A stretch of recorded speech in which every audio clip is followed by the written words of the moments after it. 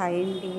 అమ్మ నాన్న అంటే బరువు బాధ్యతలు మోసేవాళ్ళని ఈ వీడియో చూస్తే నాకు అర్థమవుతుందండి.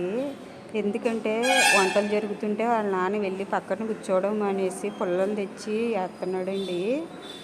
మన ఇంట్లో ఉండి అమ్మ నాన్న కదా అని అనుకుంటారండి, కానీ అలాగే ఎప్పుడు అనుకోకూడదండి. ఎందుకంటే వాళ్ళు ఏది కూడా ఆశించకుండా మన గురించి చేసేవాళ్ళేనండి తల్లిదండ్రులు అంటేనే.